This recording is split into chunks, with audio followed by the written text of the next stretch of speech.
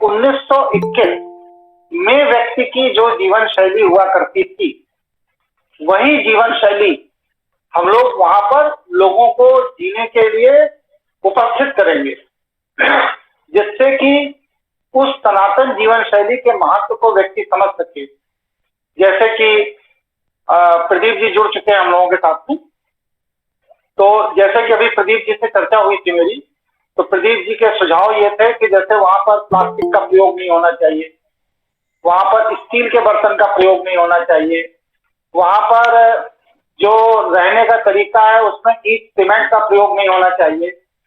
कारण क्या है, सुशील जी सिविल इंजीनियर हैं और सुशील जी ये जानते हैं कि अगर इस पूरी पृथ्वी से बस सिर्फ 12 सेकंड के लिए ऑक्सीजन हटा दी जाए, बस सिर्फ 12 सेकंड के लिए, तो जितनी बड़ी बड़ी इमारतें हैं ये सब ध्वस्त होकर राख में बदल जाएंगी।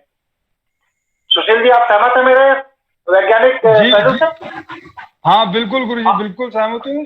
ये है हाँ, कोई इसका मतलब ये है कि पूरी धरती पर जितनी भी बड़ी बड़ी गगनचुंबी अटालिकाएं दिख रही हैं, ये सारी अटालिकाएं हमारे हिस्से का ऑक्सीजन पी रही हैं और हम लोग सुविधा के कारण अपने हिस्से का ऑक्सीजन इन लोगों को पिला रहे हैं। ऐसी स्थिति में क्या है कि ऑक्सीजन का निर्माण मनुष्य के लिए है, पशु पक्षी के लिए है और वनस्पति के लिए।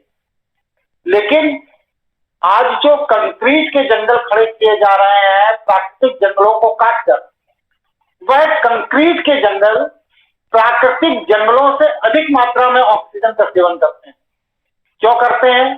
कि प्राकृतिक जंगल जो है वह जितना ऑक्सीजन का सेवन अपने पोषण के लिए करता है, अपने एरोमा को डेवलप करने के लिए करता है, उतने ही ऑक्सीजन का वह अपने तरफ से समाज में सहयोग भी करता है। लेकिन ये जो कंक्रीट के जंगल खड़े किए जा रहे हैं, ये कंक्रीट के जंगल बस सिर्फ और बस सिर्फ हमारे हिस्से की ऑक्सीजन पीते हैं, उसके बदले में हमें कुछ भी नहीं देते सिवा प्रदूषण।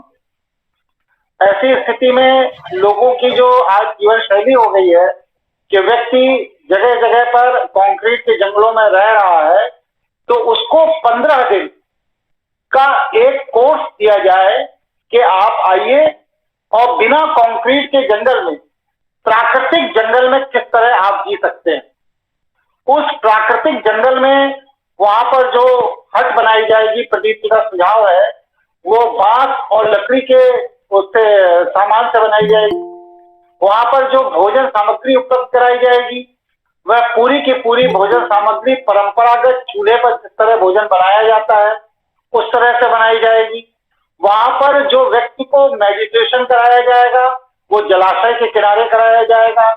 वहां पर व्यक्ति को जो निर्वाह के लिए संसाधन उपलब्ध कराए जाएंगे, वो वह संसाधन होंगे। जैसे मान लो आपको चम्मच भी दी जाएगी तो चम्मच भी लकड़ी की बनी हुई होगी, आपको थाली प्लेट भी दी जाएगी तो वो भी लकड़ी की बनी हुई होगी, बांस की बनी हुई होगी।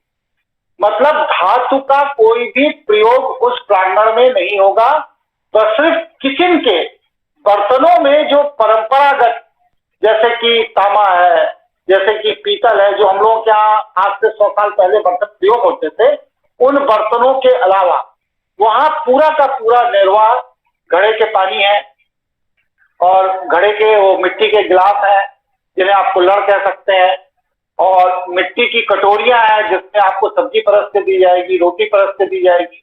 और व्यक्ति को यह एहसास कराया जाएगा कि मात्र 15 दिन के अंदर आपकी बॉडी का एनर्जी लेवल कितना इंप्रूव किया। अब आप स्वयं निर्णय लीजिए कि इस कंक्रीट के जंगल में रहकर आप नित्य प्रति अपनी बॉडी के एनर्जी लेवल को गिराना चाहते हैं या प्राकृतिक अवस्था में रह करके आप नित्य प्रति प्राकृतिक रूप से अपनी बॉडी के एनर्जी लेवल को बढ़ाना चाहते हैं। तो यह जो दृष्टि है, यह जो दृष्टिकोण है, इस पर मैं प्रदीप जी से आग्रह करूंगा कि प्रदीप जी अपनी दृष्टि रखें हम लोगों के समक्ष, जिससे कि हम लोग इस विषय को आगे और चिंतित कर सकते हैं। प्रदीप जी। जी नमस्कार सबको। जी नमस्कार। नमस्कार जी। नमस्कार। चर्चा हुई थी योगी जी से, हम लोग शाम को बैठे थे दोस्त के समय, कि हम लोगों का जीवन शैली, सारा सिस्टम जो दूषित हुआ है वो जीवन शैली की वजह से हुआ है। और अगर हम ज़्यादा नहीं, आज से 30-40 साल पहले, 50 साल पहले देखें तो हमारे जीवन शैली में बहुत जो इधर चेंज आया है पिछले अगले 30 सालों में, सारी समस्याएं, बीमारियां, ये सब जड़ केवल जीवन शैली की वजह से हैं। खान पान हमारा बदल गया, रहन सहन बदल गया, एसी आ गया। इसी को देखते हुए कि हम कैसे अपनी जीवन शैली को सुधारें। और आपको बताऊं ये विचार आया कैसे। हमारे एक मित्र हैं, उनके घर में एक दिन हम लोग बैठे थे, उन्होंने चर्चा की, वो बड़े दुखी थे इस बात से। उन्होंने अपने बेटे से पूछा, बेटा दूध कौन देता है? तो उसने बताया अमूल। मतलब बच्चे को ये नहीं मालूम था कि दूध गाय देती है। इस बात से उनके मन में ये विचार आई कि हम लोग ये कहाँ जा रहे हैं। तो हम लोगों ने ये चर्चा की, कुछ ऐसी व्यवस्थाएं बनाई जाए कि हमारे बच्चे महीने में, हफ्ते में एक दिन उस पुरानी जीवन शैली को, जो प्राकृतिक जीवन शैली, उसको देखें, समझें और जानें। तो ये हुआ कि कुछ ऐसी व्यवस्था की जाए। फिर एकदम से ये थीम मन में विचार आई कि हम जो अपना जगह ऐसा बनाएं, उसको आश्रम कह लीजिए, रिजॉर्ट कह लीजिए, छुट्टियों के लिए आउट हाउस कह लीजिए, कुछ भी कह लीजिए, जिसमें कि जैसे ही आदमी एंटर करे वो 100 साल पीछे पहुंच जाए। आजकल बाहर तो 100 साल आगे की चलती है कि लोग जाके रोबोटिक दुनिया में पहुंच जाते हैं, नई नई चीजें आ रही हैं। तो हमने ये थीम बनाया कि 100 साल पीछे जाएं लोग, देखें, जाने कि 100 साल पहले लोग कैसे रहते थे, कैसे स्वस्थ रहते थे, क्या खाते थे। आज हम चारकोल की गोलियां खाते हैं, पहले हम चूल्हे में रोटी खाते थे तो चारकोल हमको नेचुरल मिलता था, ऑक्सीजन हमारा नेचुरल मिलता था। आज सिलेंडर लगाना पड़ रहा है, और अगले हो सकता है 20-30 साल, 10 साल बाद लोग सिलेंडर लेके ही निकलना पड़े, जैसा कि दिखाया जा रहा है। आने वाली इसमें गाड़ियों में लोग सिलेंडर रखेंगे ऑक्सीजन लेने के लिए। तो बस यही है, इसी को देख के विचार आया है। बाकी आगे जैसा योगेश जी और सब लोगों का गाइडेंस मिलेगी, उस पर काम होगा। और बाकी योगेश जी समय समय पे आप बताते रहेंगे, आपका मार्गदर्शन मिलेगा। जी सर। हाँ, धन्यवाद प्रदीप जी। अब इसमें हम ये जो अपने मनीष जी हैं, जो बॉम्बे से जुड़ते हैं हम लोगों के साथ में, ये भी तरह तरह के शोध और तरह तरह की चीजों पर रिसर्च करते रहते हैं। जैसे कि इन्होंने पानी पर अभी एक रिसर्च किया, और इन्होंने जड़ी बूटियों के हवन सामग्री से, भस्म से एक ऐसे उसका भस्म का निर्माण किया है कि आप 20 लीटर पानी के मटके में उस भस्म की 1 चम्मच डाल दीजिए रात में, और सुबह वह भस्म के प्रभाव के कारण उस पीने के पानी में आपको वो सारे तत्व मिलेंगे जो चरक संहिता के हिसाब से मनुष्य के जीवन निर्वाह के लिए, मनुष्य के स्वस्थ रहने के लिए बहुत उपयोगी है। तो मैं अभी मनीष जी से, बॉम्बे वाले अपने जो साथी हैं, इनसे अनुरोध करूंगा कि आप अपने इस पैथी के विषय में थोड़ा सा संक्षेप में बताइए, 2-5 मिनट। जी नमस्ते गुरुजी, शुक्रिया आपने मुझे टाइम दिया ये बारे में बात करने के लिए। मैंने जो ये प्रोडक्ट बनाया है पानी, ये एक्चुअली मैं 3-4 साल से रिसर्च कर, मेरा आवाज आ रहा है ना सबको? मैं लास्ट 3-4, हाँ जी जी, सबको आवाज आ रही है, आप निर्भय होकर अपनी बात करें। जी जी। मैं लास्ट 3 या 4 साल से रिसर्च कर रहा था कि लोग खाना तो बराबर खा लेते, कभी कहते हैं हम ऑर्गेनिक खा लेते, या कहीं ना कहीं से मार्केट में ट्रेंड आके ऑर्गेनिक खाइए, ऑर्गेनिक खाइए। हमारी बॉडी में 70 से 72% पानी है, और हम जो खाना खाते हैं वो भी कहीं ना कहीं कन्वर्ट होकर लिक्विड में कन्वर्ट हो जाता है। हम दिन में समझो 300 ग्राम मॉर्निंग में खाते, 300 ग्राम दोपहर को, या 300 ग्राम रात को खाना खाते, वो फिर कन्वर्ट होते होते लिक्विड में ही कन्वर्ट हो जाता है। तो इन शॉर्ट हमारी बॉडी में जितनी लिक्विड इंपॉर्टेंट है, उतनी शायद कोई चीज की इंपॉर्टेंस नहीं है, क्योंकि हमारी बॉडी में जो ब्लड है, ब्लड का काम है पूरी बॉडी में सर्कुलेट होकर ट्रांसपोर्टेशन का काम है। हमारी बॉडी में ब्लड घूमता है, और वो सारा दिन घूम के एक ही काम करता है, बॉडी की पीएच लेवल मेंटेन करना। हमारी जो बॉडी है उसका ब्लड है, ब्लड का पीएच लेवल है 7.4। अगर उसके नीचे का हम कुछ भी पानी पीते हैं या कुछ भी खाते हैं तो वो हो जाता है एसिडिक। और हमारे बॉडी के लिए अगर कोई भी चीज, आप सोचिए अगर आपके फिंगर पे हम एसिड रख देवे तो वो आर पार हो जाएगा, जल जाएगा। तो हमारी बॉडी के अंदर जो एसिड सारा दिन घूम रहा है, तो फिर उसके वजह से कहीं लिवर में प्रॉब्लम आ रही है, कहीं किडनी में प्रॉब्लम आई है, अलग अलग पार्ट्स में प्रॉब्लम्स आ रही है, जिसके वजह से आज हम फिर अलग अलग हेल्थ केयर पे इतना खर्चा कर रहे हैं। जैसे इंडिया का खर्चा तो पूरी दुनिया में बहुत ज्यादा ही है। तो फिर मैंने ये इसके ऊपर रिसर्च करते करते बाद में पता चला कि पानी एक ऐसी चीज है, अगर आपने वो प्रॉपर पी लिया ना अल्कलाइन, जैसे एक नोबेल प्राइज विनर है, उन्होंने ये कहा है कि अगर आप अल्कलाइन पानी पी रहे हो ना, तो आप भूल जाइए कि आपको कभी कैंसर होगा, कभी डायबिटीज होगा, या कभी कोई मुख्य कोई बीमारी आ सकती है। तो फिर मैंने इस पे स्टडी किया कि अल्कलाइन पानी कहाँ कहाँ से मिलेगा प्रॉपर। तो उस पर स्टडी किया तो जापान की एक मशीन में मैंने देखा, वो काफी एक्सपेंसिव है, 3 से 4 लाख रुपया। तो ये मशीन एक आम इंसान के अफोर्ड से बाहर है। तो फिर मैंने सोचा कि कोई ना कोई ऐसा हर्ब्स हो जिसके माध्यम से हम इस पानी को अल्कलाइन भी कर सके, प्लस वो अफोर्डेबल भी हो, प्लस सारा नेचुरल हो, कोई भी चीज इसमें अननेचुरल नहीं हो। तब फिर मैंने स्टडी करके मुझे पता चला कि पहले के जमाने में लोग भस्म यूज, भले वो टाइम पे पानी इतना खराब नहीं था, उसके बाद भी लोग चीजें यूज करते थे। फिर मैंने काफी इसके पीछे, तो काफी मैं गौ भस्म होता है उसके ऊपर फिर मैंने रिसर्च किया, फिर जर्मनी की सारी रिपोर्ट्स निकाली। तब मुझे पता चला कि ये एक ऐसी चीज है जो पानी को अल्कलाइन भी कर सकता है और अफोर्डेबल भी है। तो फिर मैंने उसके पीछे पता चला, और साउथ अफ्रीका में लोग कैसे पानी प्यूरिफाई करती है, तो वहां पता चला कि मोरिंगा के पत्तों से वो पानी प्यूरिफाई कर लेते हैं। तो ऐसे अलग अलग कंट्री में पता चला। तो कोई जैसे समुद्र है, अब जो नदी रहती है बड़ी बड़ी, उसके बाजू में जो स्पुलिना रहते हैं या अलग अलग तरीके जो घास रहते हैं, उसका काम रहता है पानी को प्यूरिफाई करने का। वो काम उसका वही रहता है, पानी को प्यूरिफाई करने का। तो हमारी चेन्नई की एक कंपनी है इको हेल्थ करके, उन्होंने एक प्रोडक्ट भी बनाया था। वो आप कोई भी गंदे से गंदा पानी लाओ, आपके सामने वो पानी पी के दिखाएंगे उसको साफ करके। तो फिर मुझे उससे फिर मैंने कांटेक्ट किया। फिर ऐसे कांटेक्ट करते करते अब हमने एक प्रोडक्ट रेडी कर दिया है।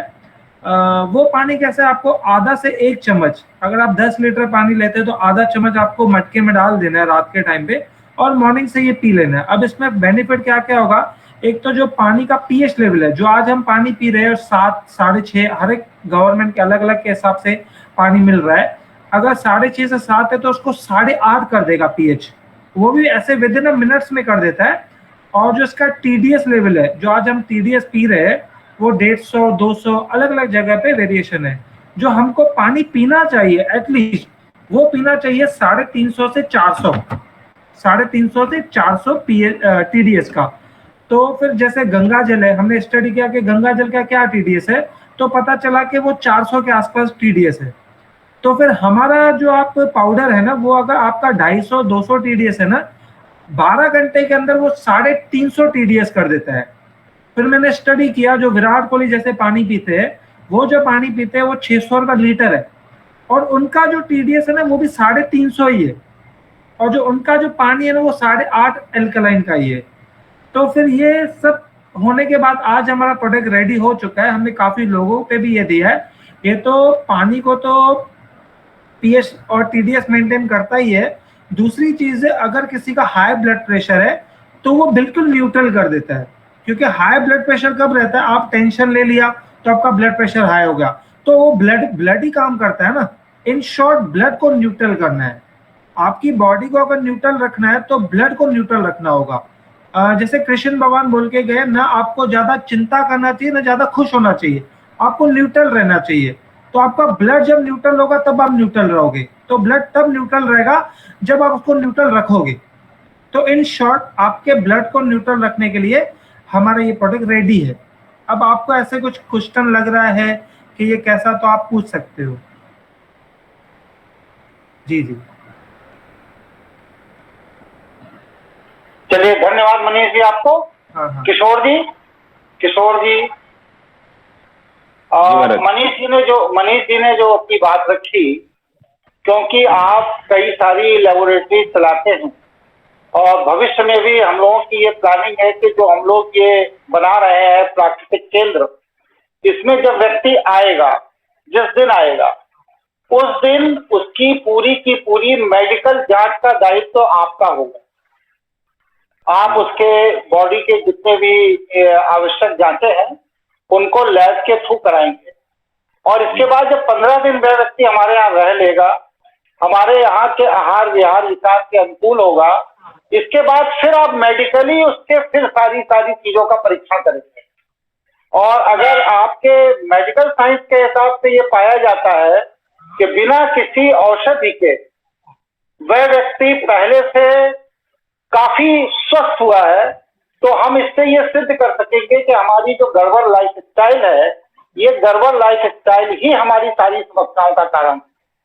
तो ऐसी स्थिति में अभी जो मनीष जी ने पानी को लेकर के अपना विचार कहा, उसके वैज्ञानिक पहलू को अपने सामने रखा, तो इस पर बतौर लैब हेड या बतौर एक लैब के जानकार व्यक्ति के तौर पर आपका क्या मत है? आप इसमें अपना क्या विचार रखना चाहते हैं? जी, सबके चरणों में प्रणाम। जो मनीष जी ने कहा वो चीज़ों पे पहले भी रिसर्च हो चुकी है, और जो गौमय भस्म है वो मैं स्वयं घर पे प्रयोग करता हूँ कहीं से मंगवा करके, क्योंकि मेरे पास अभी कोई ऐसी व्यवस्था नहीं है जो मैं गौशाला से या घर में गौ माता की कृपा हो, ऐसा कुछ नहीं है। और रही बात जो आपने कही महाराज जी कि हम इस पे रिसर्च करेंगे, फखरे आजम जी जुड़े हुए हैं, उनको भी नमस्कार। तो ये मेरे से बेहतर फखरे आजम जी जानते हैं, ये जितनी भी आज की मॉडर्न साइंस में रिसर्च हुई हैं वो ऐसे ही होती हैं, उसको बार बार प्रयोग करके एविडेंस बेस्ड रिसर्च इसको हम कह सकते हैं।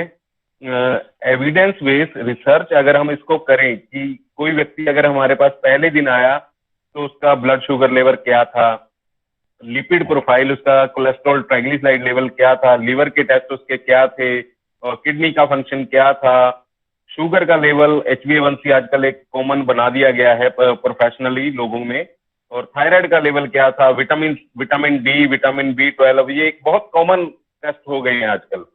तो ये जांचें पहले करके 15 दिन के बाद करके, 15 दिन या फिर जो भी आप समय सीमा करें, तो ये एक एविडेंस बेस्ड रिसर्च हो जाएगी। इससे हम, फखरे आजम जी मेरे से ज्यादा बेहतर समझा सकते हैं कि जितनी भी आज तक मेडिकल साइंस में रिसर्च हुई है, चाहे कोई दवाई बनती है, चाहे कोई नई टेक्निक आती है, नया कोई टेस्ट आता है, वो ऐसे ही सिद्ध किया जाता है। यही एक तरीका है। फिर उसको वेरिएशन देखा जाता है कि कितना वेरिएशन है किस चीज में, केस टू केस स्टडी किया जाता है कि इस केस का ये क्यों नहीं कम हुआ, एक पर्टिकुलर केस का कम क्यों नहीं हुआ, किसी पर्टिकुलर केस पे ज्यादा इफेक्ट क्यों हुआ। ये एक वैज्ञानिक तरीका है। मेरे से बेहतर फखरे आजम जी इस पे प्रकाश डाल सकते हैं, और जैसी भी मेरी सेवा लगाई जाएगी, हम आपके चरणों में, अपने समाज के चरणों में, सनातन ज्ञानपीठ के चरणों में उपस्थित हमारे। सुशील जांगड़ जी, सुशील जी राजस्थान से। जी गुरु जी, जी। हाँ, आप अपने विषय को रखिए, फिर इसके बाद फखरे आजम जी और मनीष अग्रवाल जी अपना विषय रखेंगे। फखरे आजम जी नमस्कार, आपको मेरा प्रणाम स्वीकार हो।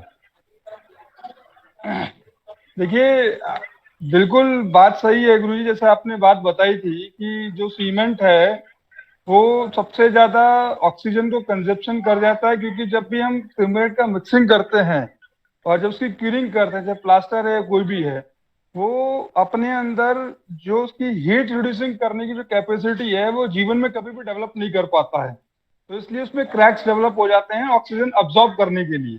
वो हीट रिड्यूस नहीं करता है, ऑक्सीजन अब्सॉर्ब करता है, तब जाकर वो हीट को इंटरनली अपना वो डिसॉल्व करने की कोशिश करता है धीरे धीरे, जो भी उसके कंपोनेंट है, चाहे स्टील है या कोई भी चीज है। तो ये बात तो बिल्कुल सही है कि जो सीमेंट का जो यूज हो रहा है जिस स्तर पर, उसके हिसाब से हमारी बॉडी के ऊपर भी काफी फर्क है। और सबसे बड़ा नुकसान तब शुरू हो जाता है जब हम उसके अंदर AC कंपोनेंट ले आते हैं। जो HVAC सिस्टम आया है उससे और दिक्कत ये हो जाती है कि उसके अंदर जो कोल्ड होता है वो CO2 के लेवल से बनता है। कोई भी एयर जब कोल्ड होगी तो उसके अंदर कार्बन डाइऑक्साइड बढ़ेगी। वो कार्बन डाइऑक्साइड से हमारी बॉडी के अंदर जो ब्लड सेल्स हैं जो ऑक्सीजन ले रहे हैं, जो शरीर में ऑक्सीजन जाना चाहिए ब्लड के, वो प्रॉपर सप्लाई हो नहीं पाती है, और फिर धीरे धीरे धीरे समय के साथ आदमी कई सारे रोगों से घिर जाता है। और सिर्फ गुरुजी आपकी एक मेरे को बड़ी अच्छी बात लगती है, उसको आप शैव पद्धति बोलते हैं, उसमें एक ही चीज है कि जो रॉ फूड है। आप अपने माइक को मुंह के पास लाइए, आपकी आवाज बीच में कट जाती है। अच्छा जी, तो मैं ये कह रहा था कि जो अभी तक आपको सबको समझ में आया जहां तक मैंने जो अपनी बात रखी है? तो देखिए, अभी जैसे हमारे गुरुजी बताते हैं शैव पद्धति और वैष्णव पद्धति। वैष्णव पद्धति का मतलब हो गया कुक फूड, और अग्नि पे जो भी भोजन पकता है उसमें से ऑक्सीजन का स्तर कम होने लग जाता है। और जो रॉ फूड है, जो डायरेक्ट हम इंटेक कर सकते हैं, उसके अंदर रिचमेंट होती है ऑक्सीजन की। ऑक्सीजन की रिचमेंट की वजह से ही जितने भी प्लांट हैं या जो फल है, सब्जी जो ग्रीन है, उसका कारण ही यही है, बस सिर्फ कि उसके अंदर ऑक्सीजन उसकी क्षमता से कहीं ज्यादा है। तो जैसे जैसे हम अगर रॉ फूड का इंटेक करते हैं बॉडी के अंदर, तो पानी का जो पीएच लेवल का डिस्कशन किया मनीष जी ने, और जो बाकी चीजें हैं, वो बॉडी उसको कंज्यूम करने के लिए इजी हो जाती है, क्योंकि बॉडी को सिर्फ दो चीजें चाहिए, एक जल तत्व है, दूसरा भूमि तत्व है। भूमि तत्व हमारा आउटर सरफेस बनाता है और जल तत्व से पूरा इंटरनल सरफेस बना हुआ है। तो जल तत्व की जो कमी है और जो भूमि तत्व का जो बैलेंस है, वो रॉ फूड से बेस्ट मुझे नहीं लगता कि कोई चीज होगी, क्योंकि उसमें आदमी की सारी चीजें बदल जाती हैं। सोचने की, काम करने की शक्ति, एक स्फूर्ति आ जाती है। उसका खुद मैंने अनुभव किया है। मेरा वजन करीब करीब 105 केजी के आसपास चला गया था 2008 दिसंबर में, जिसका वजन मैंने खाकर घटाया है। लोग डाइटिंग करते हैं, मैं तकरीबन 6 से 7 किलो आम, और उसके बाद में आपका ककुम्बर, टमाटर, खीरा, लौकी, इस तरह की चीजों को इंटेक कर लेता था। इनको इंटेक करने से मेरी बॉडी के अंदर एक सबसे अच्छी चीज जो डेवलप हुई वो ये हुई कि जो सब्जियां मुझे खाने के लिए पसंद नहीं थी बचपन में, जैसे टिंडा हो गया, भिंडी हो गई, लौकी हो गई, परमल हो गया, कोई भी ऐसी सब्जी, अब ये सब्जी मैं बिना किसी भी इफेंट बैठ के आराम से इंटेक कर लेता हूँ और बड़े अच्छे से डाइजेस्ट होती है। तो पूरा रॉ फूड के अंदर एंजाइम है। तो एंजाइम जो अगर हमारी बॉडी में सही रहेगा, तो हमें काम करने की, जो अध्ययन करने की जो शक्ति है हमारी, या बच्चों को जो दिया जाएगा, तो भोजन का बहुत एक रोल रहेगा उसमें। आपको बाकी गुरुजी और फकरा आजम जी जैसा ब्रेन मैपिंग के लिए हैं पूरा, और ब्रेन फिंगरप्रिंट से, तो इतना ही मैं समझ पाऊंगा। बाकी आप बताइए गुरुजी। और जी, फखरे आजम जी। नमस्कार योगेश जी। नमस्ते। आज का वैसा विषय ये रखा है कि एक अपने साथी हैं प्रदीप जी, उनके पास लखनऊ में कई एकड़ जमीन है, मतलब कि काफी संपन्न व्यक्ति है। तो अभी उनके आवास पर मैं गया था, तो वहां पर हमारे उनके विचारों में एक समानता ये दिखी कि उन्होंने ये कहा कि अपने भूखंड में से मैं एक हिस्सा आपको दे दूंगा, और उस हिस्से में आप एकदम प्राकृतिक लोगों को रहने के लिए अपने स्तर पर व्यवस्था बना लीजिए। और वो जो व्यवस्था बनाई जाएगी, उस व्यवस्था में व्यक्ति को 15 दिन ला करके प्रैक्टिकल कराया जाएगा कि आपकी कोई दवाई नहीं चलेगी, कुछ नहीं चलेगा, बस सिर्फ 15 दिन आपको प्राकृतिक रूप से रहना है। वहां पर लकड़ी के उस पर रोटी बनेगी, डंडे पर सब्जी बनेगी, और उसको एकदम प्राकृतिक रूप से जल के निकट आपको मेडिटेशन करना है। जो पुरानी आज से 100 साल पहले की जो जीवन शैली थी, उसी जीवन शैली पर उसको 15 दिन रखा जाएगा, और मेडिकली फिर उसको सिद्ध करके दिखाया जाएगा कि आपकी जो करंट जीवन शैली है वो गड़बड़ है, इस वजह से आप बीमार हैं, परेशान हैं, और आप अपनी परंपरागत जीवन शैली की तरफ आइए तो आप पूरी तरह स्वस्थ हो जाएंगे। इसके लिए किसी एलोपैथी मेडिसिन या किसी भी ट्रीटमेंट की कोई जरूरत नहीं है। इस पर हम लोगों का विचार हुआ, तो हमने कहा इस पर अपने प्रमुख लोगों की चर्चा हो जाए, और अगर इस विषय पर स्वीकृति बनती है सबकी एक मत से, तो इस विषय पर प्रदीप जी ने जो जगह उपलब्ध कराई है, वहां पर फिर कार्य को आरंभ करने का विचार शुरू कर दिया जाए।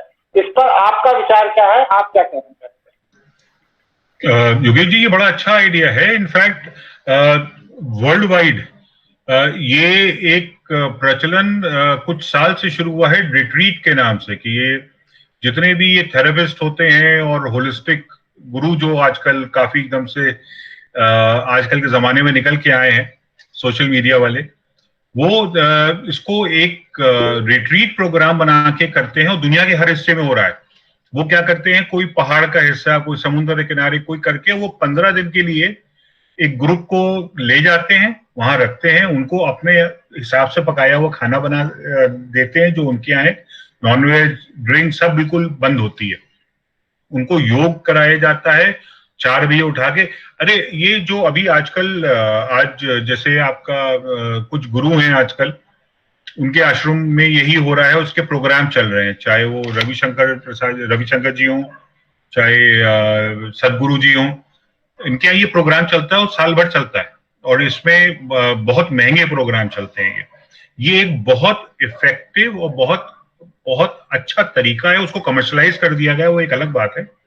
लेकिन ये जो आपका आइडिया है कि अगर ये जमीन पे हम एक नेचुरल एक सिस्टम बना दें जिसमें वो उसका खाना, जो भी लोग आ रहे हैं ग्रुप बना के, उनका खाना, उनका रहन सहन, उनका जो क्रिया है दिन भर की, क्या बजे उठना है, क्या बजे सोना है, क्या बजे भोजन करना है, मोबाइल और इस तरह के जितने भी वो हैं वो बिल्कुल बैन होते हैं ऐसी जगहों पे कि आप किसी से कनेक्टेड नहीं है 15 दिन, मतलब 15 दिन आपने हमें दे दिए, फिर आप बाकी दुनिया से कनेक्टेड नहीं है।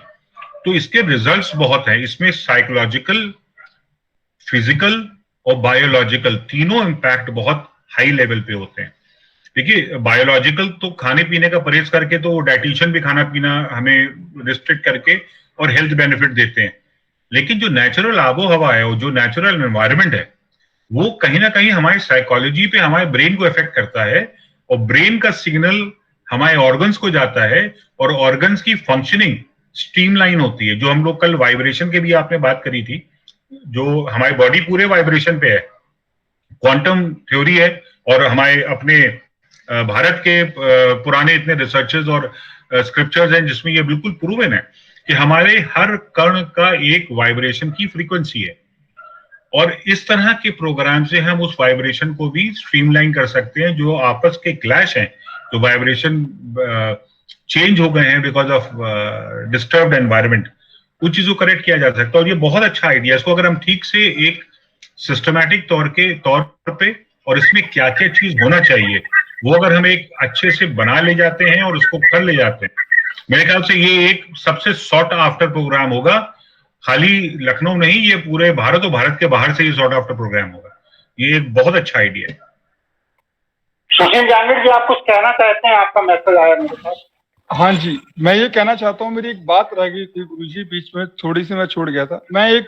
जो मैंने अब तक थोड़ा स्टडी किया है कुछ लोगों के साथ मिलकर, वो एक ये पॉइंट है बहुत इंपॉर्टेंट। आप लोगों को जान के हैरानी हो जाएगी कि भारत कभी कृषि प्रधान देश नहीं था। तो ये कृषि प्रधान देश का झंडा जो गाड़ा गया वो एक अलग मैटर है, वो पूरी अलग कहानी है। बट क्यों था कि हर व्यक्ति को कृषि करनी है, इसके पीछे उन्होंने ये तक कानून बना दिया था कि अगर कोई व्यक्ति कृषि नहीं कर रहा है तो उसके ऊपर राजद्रोह का मुकदमा चलेगा।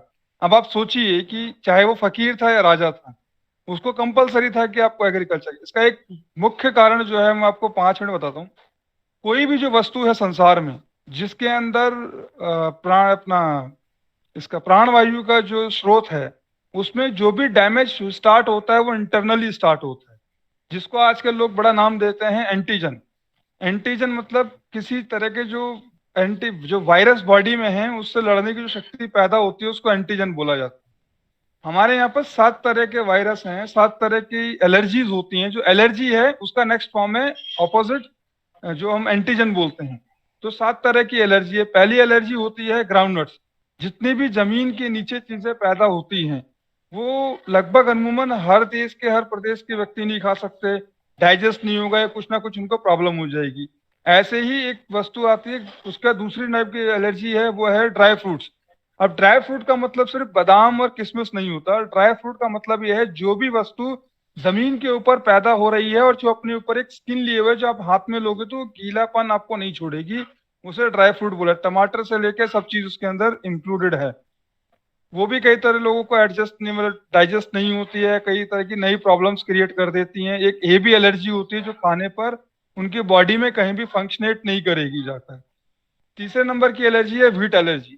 जो व्हीट एलर्जी है ये यूरोप से हमारे इंडिया में ट्रांसफर हुई है। इसका सबसे बड़ा रीजन ये है कि जो व्हीट है वो ठंडे प्रदेशों का भोजन था, और हमारे यहाँ की जो जलवायु है लगभग गर्म रहती है, और गर्म जलवायु के अंदर जो जंगली फसल है वो है जो अपने अंदर सबसे ज्यादा पानी स्टोर कर लेती है। तो हम लोग जो खाते थे, तो जो की एलर्जी कभी नहीं होती, लेकिन व्हीट एलर्जी होती है। कई लोग, बच्चा है पैदा हुआ है 2 महीने का है, 6 महीने का है, 2 साल का है, उसको बिल्कुल व्हीट भी डाइजेस्ट नहीं होगा, तो व्हीट एलर्जी हुई। चौथी एलर्जी होती है दूध और दूध से बने हुए प्रोडक्ट। कई सारे लोग समझते नहीं है, सब पढ़े हैं कि भाई आप गाय का दूध पीजिए, भैंस का पीजिए, इसका पीजिए। मेन इंपॉर्टेंट चीज ये है कि जितना भी लिक्विड फॉर्म हम नेचर से लेते हैं डाइल्यूटेड फॉर्म में, वो मिल्क हो, हनी हो, ये सब बॉडी प्रोटीन है। बॉडी प्रोटीन मीन्स ये बॉडी में जहां भी किसी भी स्तर पर किसी भी जगह तक जा सकते हैं। और इनके पीछे आगे जो भी प्रोडक्ट आएगा, उस प्रोडक्ट का चाहे वो आपका पॉइजन हो या कुछ भी हो, उसको वो ब्रेन के सबसे छोटे पार्ट में भी कैरी करके ले जाएगा। तो एक एलर्जी होती है दूध और दूध से बने हुए प्रोडक्ट, चाहे वो एक्सवाइजेड कोई भी है। 5वें नंबर की एलर्जी है एग, अंडा। कई सारे लोग प्रदेशों में अंडा खाते हैं, इनको एडजस्ट नहीं होता है, गर्मी बढ़ जाएगी, फुंसी हो जाएगी, या स्किन के रिलेटेड प्रॉब्लम हो जाएगी, या आईज रिलेटेड प्रॉब्लम होगी, एक अंडे तक की हो गई। इसके बाद में आती है सी सेल्फ फूड एनर्जी। जो समुद्री खाना जितना भी होता है वो कई लोगों को डाइजेस्ट नहीं होता, जबकि वो समुद्र के किनारे रहने वाले व्यक्ति का कभी भी बीपी हाई नहीं होता, लेकिन उसका खाना उसकी बॉडी को सूट नहीं करता। उसका रीजन ये है कि जो बॉडी के अंदर जब वो जाता है कंपोनेंट, तो बॉडी हमारी उसके हिसाब से अल्कलाइन नहीं होती, तो वो एडजस्ट नहीं करता। और लास्ट और अंतिम चीज है नॉन वेज। जितना भी नॉन वेज आइटम है उसकी भी एक एलर्जी होती है अलग अलग बॉडी के अंदर, अलग अलग स्टेजेस के अंदर, ह्यूमन को अंदर।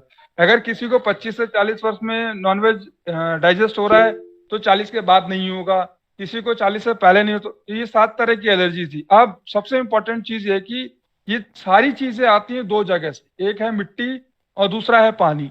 चलिए, पानी तो आप पी के जिंदा रह सकते हैं, लेकिन खाए बगैर, खाना खा के छोड़ देंगे, पानी पीकर चल सकता है, लेकिन आप मिट्टी नहीं खा सकते। पानी आपकी बॉडी में डायरेक्ट चला जाएगा, और पानी हर 20 किलोमीटर के बाद बदल जाता है लगभग। तो पानी का भी एक डाइजेशन सोल्यूशन है बॉडी के अंदर, हर जगह का व्यक्ति को पानी सूट नहीं करेगा। अब मिट्टी की जो खासियत है, अगर मिट्टी के अंदर उर्वरकता शक्ति ऑक्सीजन के साथ भरपूर है, तो उसके अंदर अगर कोई भी व्यक्ति 2 घंटे सुबह और 2 घंटे शाम को काम करेगा, तो ये मिट्टी की खासियत है, क्योंकि हमारी जो बॉडी बनी है वो भूमि तत्व से बनी है, उसमें से वो जहर खींच लेगी और आपको एंटी जो बॉडीज आपको चाहिए जिस भी एलर्जी के अगेंस्ट, वो मिट्टी से आपकी बॉडी इनटेक कर लेगी।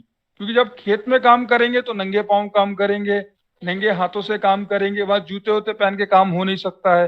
तो इसीलिए ये हमारे यहाँ पर ये कानून बना था कि हर व्यक्ति को एग्रीकल्चर से जुड़ा रहना है, ताकि उसकी बॉडी के अंदर हार्ड इम्यूनिटी रहे और देश और समाज के ऊपर रोग के नाम पर जो खर्चा है वो ना के बराबर हो, मृत्यु पर्यंत तक लोगों को रोग नहीं हुए। सबसे बड़ा कारण यही है जो मैंने अब तक ढूंढा है, लोगों के साथ बातचीत की, संपर्क में आया है। जी गुरु जी। जी सुशील जी, देखिए आपकी बात को मैं थोड़ा सा और आगे बढ़ाता हूँ। अपने यहाँ शास्त्रों में जो भोजन का तरीका है उसमें सबसे ज्यादा तामसी भोजन को मांसाहारी भोजन के रूप में जाना है। मतलब मांस केंद्रित भोजन को तामसी भोजन माना गया। फिर मांसाहारी भोजन से जब आप और सूक्ष्म की तरफ बढ़ते हैं तो दूसरा भोजन है अन्न आश्रित भोजन, जिसे रजोगुण के अंतर्गत माना है। और रजोगुण में अनाज से बनने वाली जितनी भी भोजन है, आज जितनी भी चीजें हम लोग उपभोग कर रहे हैं जो मांसाहारी लोग नहीं हैं, ये सब रजोगुणी भोजन करते हैं। रजोगुण से जब हम और सूक्ष्म की तरफ बढ़ते हैं तो फिर फलाहारी भोजन आ जाता है। यह रजोगुणी भोजन और सतोगुणी भोजन के मध्य की अवस्था है। फलाहार पूर्ण सतोगुण संपन्न नहीं है, यह दोनों के मध्य की अवस्था है। फिर जब हम इससे और सूक्ष्म की तरफ बढ़ते हैं फलाहारी भोजन से, तो जलाश्रित भोजन आ जाता है, जिसमें सभी तरह के जूस हो जाते हैं, गन्ने का रस, पनीर, ये अनार का रस, मैंगो शेक, लस्सी, जितनी भी चीजें वाला आप प्रयोग करते हैं सब जलाश्रित। और इससे भी बारीक जो ऋषि मुनि महात्मा लोग प्रयोग करते हैं वो है वायु तत्व आधारित भोजन। वास्तव में हमारे जो शरीर की संरचना है, इस संरचना में हमारे लिए वायु तत्व आधारित भोजन तो उन लोगों के लिए जो साधना करते हैं कर सकते हैं, अर्थात अपनी क्षेत्रीय मुद्रा में जो अधिक से अधिक समय तक रह सकते हैं। जैसे एक बच्चा माँ के गर्भ में रहता है तो नाक से जहां पर सांस ली जाती है उस जगह को वो अपनी जिह्वा से रोक देता है, और वो इसलिए रोक देता है कि गर्भ का पानी नासिका के माध्यम से उसके फेफड़ों में न चला जाए, क्योंकि भाई मुंह तो बंद किया जा सकता है, नाक में तो कोई ढक्कन होता नहीं है, इसलिए नाक के अंदर अंदर की तरफ से यहाँ आज्ञा चक्र के पास से वो जिह्वा से नासिका को रोक लेता है, जिससे कि गर्भ का पानी अंदर न जाए। तो वह जो मुद्रा होती है वह खेचरी मुद्रा होती है, और जब तक बच्चा खेचरी मुद्रा में होता है तभी तक उसका सर्वाधिक पोषण होता है। मां के गर्भ में एक बिंदु मात्र के शुक्राणु से इतना बड़ा पिंड जो 9 महीने में बनता है, उसका अगर तुलनात्मक अध्ययन किया जाए तो मात्र 9 महीने में एक बिंदु इतने बड़े पिंड के रूप में बन जाता है। यह वृद्धि की अवस्था उसे जीवन में कभी दोबारा इस तीव्र गति से प्राप्त नहीं होती। तो ये जो खेचरी मुद्रा है, इस खेचरी मुद्रा का प्रभाव ये होता है कि उसकी नाभि में मां से संपर्क के द्वारा जो भी चीजें, जो तत्व आते हैं, उसके द्वारा उसका पोषण होता है, उसे किसी भी वाह तत्व की आवश्यकता नहीं होती। ऐसी स्थिति में जब बच्चों को मां के प्रसव होता, प्रसव पीड़ा होती है, तो उस समय साइंटिस्ट ये बतलाते हैं कि मां के शरीर की अधिकतम ऊर्जा वह बच्चा अपने नाभि के अंदर ले लेता है, सिकोड़ लेता है, संचय कर लेता है, और फिर जब उसका जन्म होता है तो उसके नाभि की नाल काट दी जाती है। नाल काटने के बाद भी नाभि में जो कुंभ होता है, उस कुंभ के अंदर उसके पास इतनी ऊर्जा होती है कि उस ऊर्जा से वह 360 वर्ष तक जीवित रह सकता है। ये वो ऊर्जा होती है। लेकिन होता क्या है कि नाभि के कुंभ में 360 वर्ष तक जीवित रहने की जो ऊर्जा का संचय होता है, उसका प्रयोग व्यक्ति अपने जीवन में करता ही नहीं है, कभी नहीं करता। क्यों नहीं करता? क्योंकि जन्म लेते ही वह मां का स्तनपान करता है, और जब मां का स्तनपान करता है तो मां के स्तन से निकलने वाले दुग्ध से उसकी जिह्वा की स्वाद कलिकाएं जागृत हो जाती हैं, और जब वह स्वाद कलिकाएं जागृत हो जाती हैं तो वह विभिन्न वेरिएशन के टेस्ट को पाने के लिए तरह तरह की चीजों को खाना शुरू करता है। और जब वह तरह तरह की चीजों को खाना शुरू करता है तो बाहरी तत्वों से उसके शरीर का पोषण शुरू होता है, और जब बाहरी तत्वों से शरीर का पोषण शुरू होता है तो धीरे धीरे करके उस जीव की, उस पिंड की, उस शरीर की आदत हो जाती है कि वह अपने निर्वाह के लिए बाहरी तत्वों पर आश्रित हो जाता है।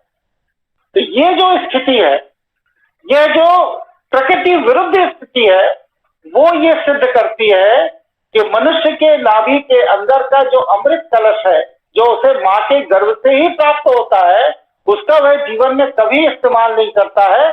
इसीलिए जब वाह तत्वों पर आधारित वह अपना जीवन यापन करता है तो उसको 360 वर्ष की आयु का क्षय होकर 360 तरह के रोगों का निर्माण उसके शरीर के अंदर होने लगता है, और हम उन्हीं रोगों का समय समय पर परीक्षण करते रहते हैं, इलाज करते रहते हैं, परीक्षण करते रहते हैं, इलाज करते रहते हैं। बहुत स्वाभाविक सी बात है कि यदि आप अपने नाभि तत्व के अमृत को जागृत कर ले खेचरी मुद्रा द्वारा, तो आपको अपने पोषण के लिए किसी भी वाह तत्व की जरूरत नहीं है। इसका सबसे बड़ा उदाहरण हमारे इतिहास में जो पाया जाता है वो रावण का पाया जाता है। कहते थे कि रावण जो है वो अपने नाभि तत्व से जो अमृत था, कहते उसकी नाभि में अमृत था, तो नाभि तत्व में जो उसके अमृत था, उस नाभि तत्व के अमृत का उसने जीवन में उपयोग किया और उसने एक लंबी आयु जीवन यापन किया। तो वह नाभि तत्व के अमृत के उपयोग की कला जानता था, वह खेचरी मुद्रा को जानता था। इसीलिए आप देखिए बहुत से मेरे साथ के साधक है, मेरे राहुल जी मेरे साधक हैं, बनारस में रहते हैं।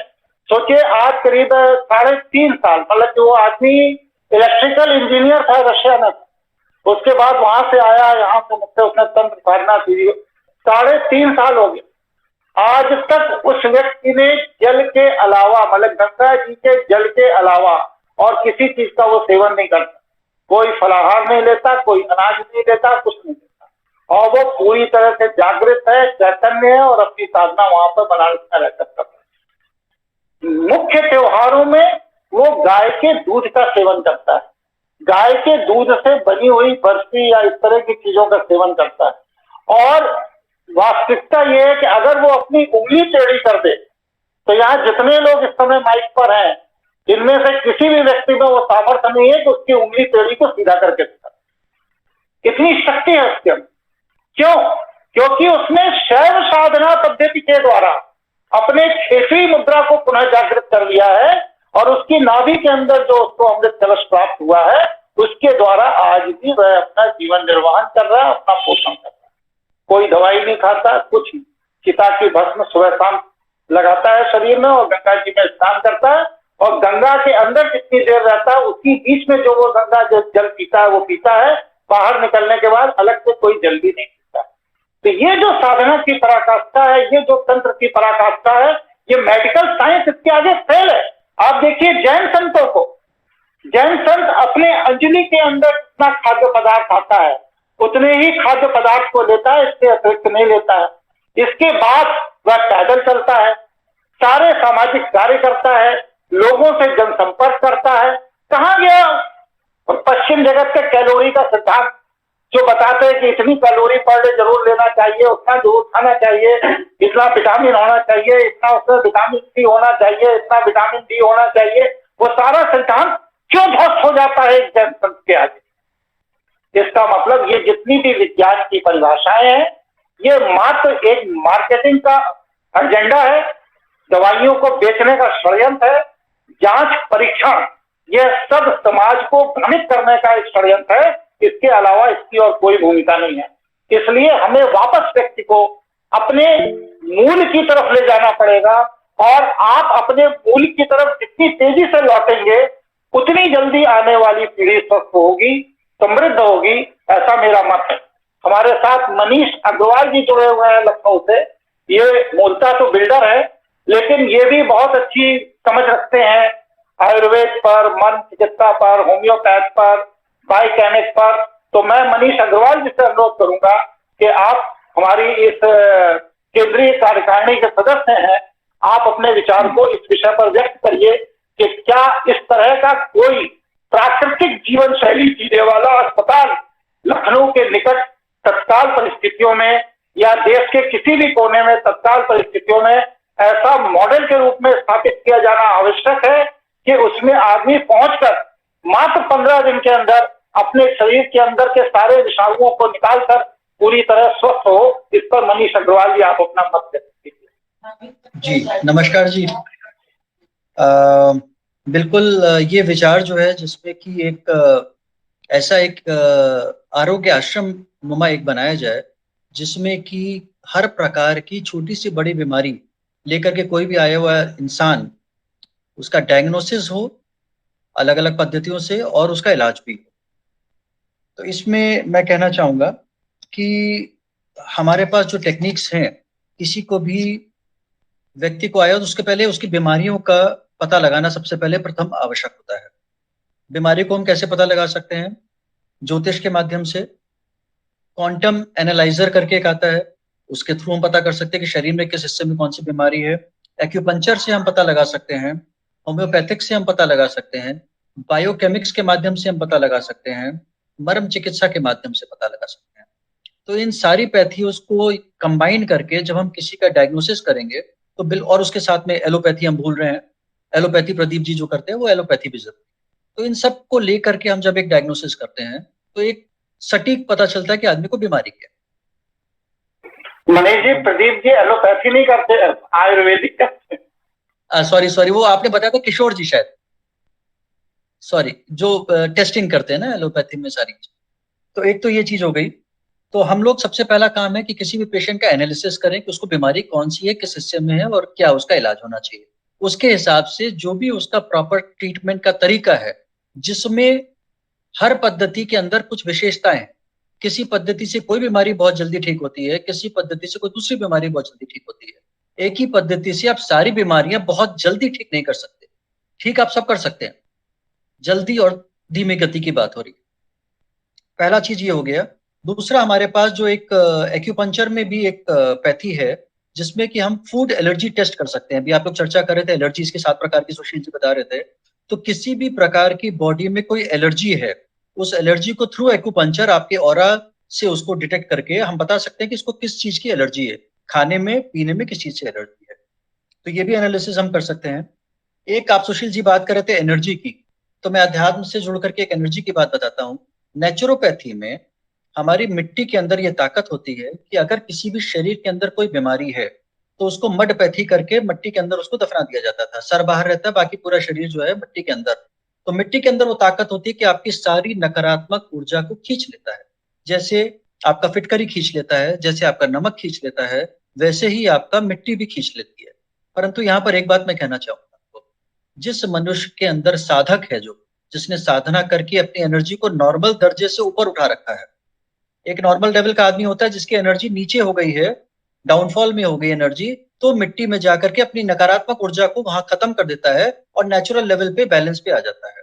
लेकिन जिस साधक की ऊर्जा नेचुरल से बहुत हाई है, उसको अगर आप मिट्टी के संपर्क में या अर्थ के संपर्क में आने देंगे तो उसकी वो एक्स्ट्रा एनर्जी भी न्यूट्रलाइज हो जाती है। तो लिहाजा साधकों को कहा जाता है कि नंगे पैर नहीं चला जाए, वो सिर्फ खड़ाओं या कुछ पहन करके परमानेंट रहते हैं।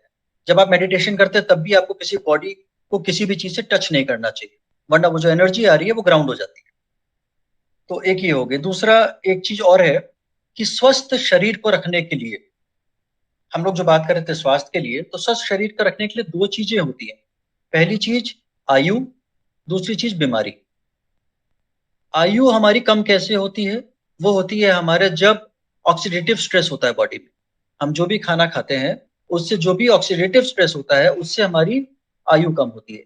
अगर हम खाना पीना नहीं खाते, ऑक्सीजन नहीं लेते हैं, तो आयु बढ़ती चली जाती है। तो जो लोग कम खाते हैं या बिल्कुल नहीं खाते उनकी आयु ज्यादा होती है। जो ज्यादा खाते हैं उनके अंदर ऑक्सीडेटिव स्ट्रेस ज्यादा होता है, जिसकी वजह से उनकी आयु कम होती है। तो हम जो एसिडिटी की बात कर रहे थे, आप जो बता रहे थे कि मनीष जी की अल्कलाइन और एसिडिटी जो होती है, तो उसमें जब शरीर एसिडिटी को प्राप्त होता है तो उसके अंदर बीमारियां होती है। लेकिन जब उसके अंदर का जो लेवल है जिसको हम लोग कैलकुलेट करते हैं ओआरपी से, ऑक्सीडेटिव रिडक्शन पोटेंशियल से, तो जितना ज्यादा ऑक्सीडेटिव स्ट्रेस बॉडी में होगा उतनी आयु क्षीण होगी, और जितना पीएच लेवल हमारे बॉडी का कम होगा उतनी बीमारियां होंगी। तो दोनों चीजों पे वर्कआउट करना है हमें, पीएच लेवल को भी राइज करना है और एंटीऑक्सीडेंट्स भी बॉडी को भरपूर मात्रा में देने हैं। ये दोनों चीजें देनी है। अब इसके लिए 4 चीजें प्रमुख है, मैंने जो कैटेगरीज बनाई। पहला हवा, पानी, अन्न, इन 3 चीजों की जरूरत होती है हमारे शरीर को। चौथा जरूरत होती है एक्सरसाइज, फिजिकल और मेंटल। ये चीजें मिला करके हमको स्वस्थ शरीर देती है। फिजिकल एक्सरसाइजेस में आपकी योगा चीजें वगैरह आ जाती हैं, मेंटल एक्सरसाइज में आपके मेडिटेशन वगैरह आ जाएंगी। इन दोनों चीजों का जब हम समन्वय करके चलेंगे, और तीनों तरह के खाना, ऑक्सीजन, जब हमारा वातावरण शुद्ध होगा, अगल बगल ऐसे प्लांट्स लगे होंगे जो खूब ऑक्सीजन देते हैं, तो वहां रहने वाले को ऑक्सीजन भरपूर मात्रा में मिलेगी। पानी, जैसा मनीष जी ने बताया कि एल्कलाइन वाटर, तो एल्कलाइन 2 प्रकार के होते हैं water, one is alkaline water, one is alkalized water. Alkalized water is ionized water.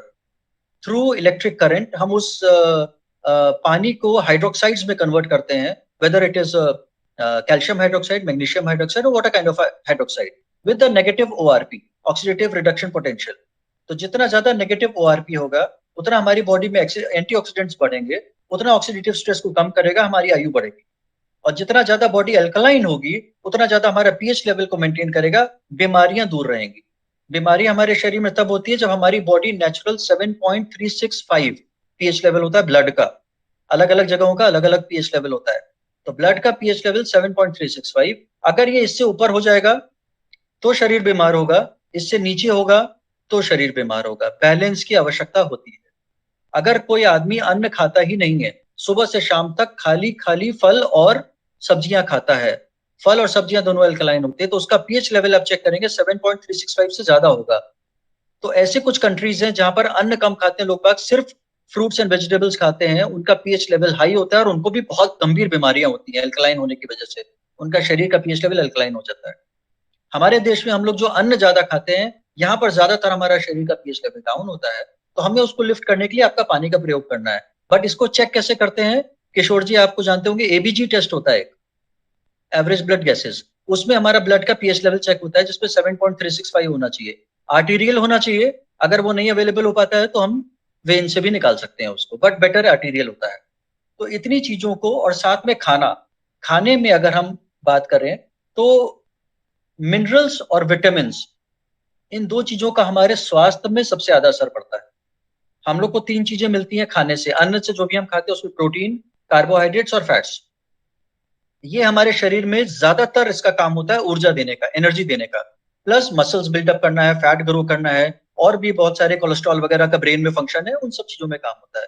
But अगर हम बात करते हैं इम्यूनिटी की, और हम बात करते हैं आपके बॉडी के रेजिस्टेंस पावर की, टू फाइट अगेंस्ट डिजीजेस, ये हमारी बॉडी में मिनरल्स और विटामिन काम करते हैं, to produce every enzyme in the body, to make any organ work properly, to fight against diseases, to make antibodies and all.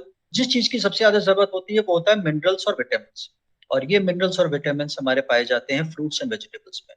तो इस जगह पे जहां पर हम लोग रहेंगे वहां पर एक फुल मील हमारी फ्रूट्स एंड वेजिटेबल्स की होनी चाहिए, एक अन्न की होनी चाहिए, और इस तरह से जो भी चीजें हमारी उसमें संस्था में आएंगी उस तरह से किया जाएगा। एक्सरसाइज भी एक पार्ट है, योगा भी है, और बाकी सारी चीजें जो है। तो पर्पस ये है कि सबसे पहले समअप कर रहा हूं मैं, डिटेक्शन ऑफ डिजीज, इस आदमी को कौन सी बीमारी है उसको हम लोग एनालाइज करें, उसके ऊपर सबसे बेस्ट तरीका ट्रीटमेंट के कौन कौन से होंगे उनका प्रयोग किया जाए, जिसमें कि मैं एक मर्म चिकित्सक हूं, मैं अरोमा थेरेपिस्ट हूं, मैं एक्यूपंक्चर करता हूं, मैं बायोकेमिक्स होम्योपैथिक पे काम करता हूं। इन सारी चीजों से लेकर के बहुत ही जबरदस्त रिजल्ट्स आते हैं किसी की भी बीमारी के ऊपर। बाकी ज्योतिष भी अपना काम करेगी, किसी बीमारी से लड़ने के लिए आयुर्वेद भी काम करेगा, एलोपैथी भी काम करेगी, जहां जरूरत होती है एलोपैथी की वहां वो भी देनी चाहिए। तो इन सब चीजों का मिक्सचर करके हम उस रोग का निवारण करें और उसको स्वस्थ बना के भेजें। एक लास्ट चीज और कहना चाहूंगा, हमारी बॉडी के जो भी न्यू सेल्स जनरेट होते हैं वो एक एवरेज 40 डेज लेते हैं जनरेट करने।